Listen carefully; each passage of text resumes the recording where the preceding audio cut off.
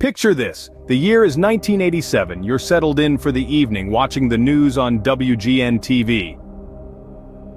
It's another typical evening in the Windy City, Chicago. The skyscrapers are silhouettes against the twilight sky, and the hustle and bustle of the day are slowly winding down to the comforting hum of a city at rest. With a warm cup of coffee in your hands, you're nestled into your favorite armchair, ready to catch up on the day's events. The news anchor's familiar voice fills the room, a steady rhythm that's part of the evening symphony. The TV screen flickers to the sports segment where the Chicago Bears' latest exploits are about to be discussed, but then, something odd happens. The screen goes dark, the reporter's voice is cut mid-sentence, and for a moment, there's nothing but an eerie silence. It's as if the entire city has drawn in a collective breath, waiting for what comes next. Then, out of the darkness, a figure emerges, an odd character wearing a mask and sunglasses, the face uncannily reminiscent of the artificial intelligence character Max Headroom from a popular TV show. The figure starts to move, starts to speak, but the words are garbled, nonsensical. The background is a swirling mess of black and white stripes, adding to the surrealism of the scene. It's a bizarre, unsettling spectacle, the likes of which have never been seen before on live television. The figure continues to babble incoherently, the voice distorted and echoing. The world watches, captivated and confused as this strange interruption unfolds. The spectacle continues for a minute or two, a surreal performance that's both compelling and unnerving. Just as suddenly as it started, the broadcast returns to the confused news reporter. But that wasn't the end of Max Headroom's unscheduled appearance. Just when everybody thought it was over, the enigmatic Max Headroom resurfaced. This time he infiltrated the airwaves of WTTW, a Chicago-based station, interrupting an episode of the beloved series Doctor Who. To the shock of its viewers, the charismatic Time Lord was replaced on screen by the rubbery mask and the disconcerting grin of the digital intruder. The scene was nothing short of bizarre. The intruder, donned in Max's signature attire, was set against a rotating corrugated metal panel, an uncanny imitation of Max Headroom's typical background. The atmosphere was eerie, amplified by the distorted voice that echoed through the speakers.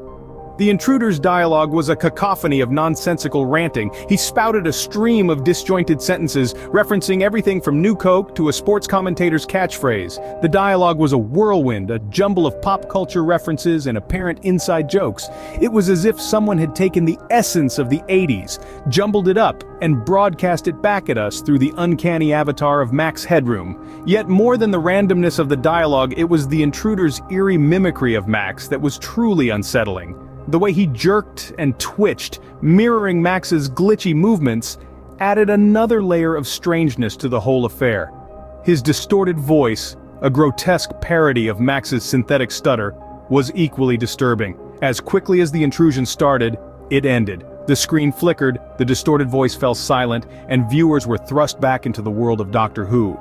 The digital intruder had vanished as unexpectedly as he had arrived, leaving behind nothing but a trail of bewilderment and intrigue. Once again, as abruptly as it began, the regular broadcast resumes, leaving viewers baffled and intrigued. In the wake of the strange interruptions, reactions ranged from amusement to fear. The public, having just witnessed one of television's most bizarre events, was a whirlwind of emotions. Some found humor in the absurdity, chuckling at the audacious mockery of Max Headroom, a popular figure of the time. Others, however, were unsettled, their evening television routine disrupted by a faceless intruder. The media, too, was abuzz. News outlets across the nation reported on the incident, their headlines blaring with phrases like television hijacking and broadcast intrusion. The event was unprecedented, leaving journalists scrambling to cover the story that was unfolding. Amid the chaos, the Federal Communications Commission, better known as the FCC, sprang into action. The unauthorized broadcast was a serious violation of regulations, and the hunt for the person or persons behind it became a priority. The FCC, together with local authorities, launched an investigation, vowing to bring the culprits to justice. Despite their best efforts, the search turned up empty. Leads were pursued, but ultimately led to dead ends. Suspects were questioned, only to be ruled out. The trail, it seemed, had gone cold. The person or persons behind the Max Headroom incident had slipped through the cracks, leaving behind only a ripple of bewilderment and speculation. Even today, the mystery remains unsolved. Theories abound, of course. Some plausible, others far-fetched. Some believe it was the work of a disgruntled employee or a rogue hacker. And others speculate it was a publicity stunt gone awry, or even the act of an extraterrestrial being. The truth, however, remains elusive. In the end, the Max Headroom incident, for all its strangeness, served as a stark reminder of the vulnerability of our communication systems. It showed us that even in the seemingly secure world of television broadcasting, there are still those who can find a way to disrupt the signal, to invade our screens and our homes. The Max Headroom incident remains one of television's most baffling mysteries.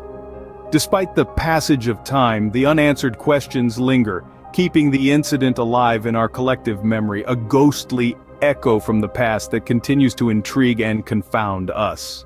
The Max Headroom incident left a lasting mark on pop culture and broadcast history. It's like a puzzle piece that doesn't quite fit, a jigsaw with a missing piece, an unsolved riddle that has left an indelible imprint on the collective psyche. The incident has sparked numerous conversations, debates, and discussions, not just about the oddity of the event itself, but also about the broader implications and risks associated with broadcast signal intrusion and cybersecurity.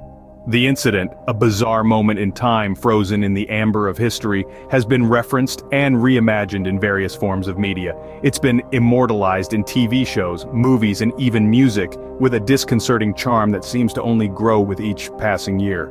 From the dystopian world of Black Mirror to the haunting melodies of underground music bands, the specter of Max Headroom continues to loom large, a ghostly apparition in the machine, its influence seeping into the fabric of our cultural narrative.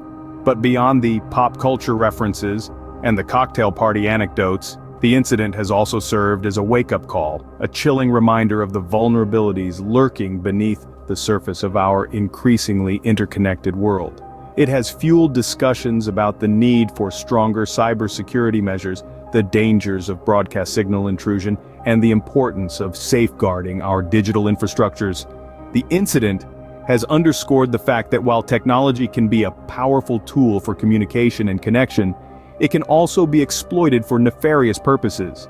And yet, despite the countless investigations and the endless speculation, the identity of the person behind the mask remains shrouded in mystery. Was it a prankster with a twisted sense of humor, a rogue hacker with a cryptic message, or something else entirely? The truth, it seems, is as elusive as the flickering image of Max Headroom himself. To this day, the identity of the person behind the mask remains unknown, their message a cryptic piece of television history. The Max Headroom incident, a mystery unsolved, continues to captivate the imagination of mystery lovers around the world. Thank you so much for watching. If you enjoyed this video, please consider subscribing to my channel for more content like this.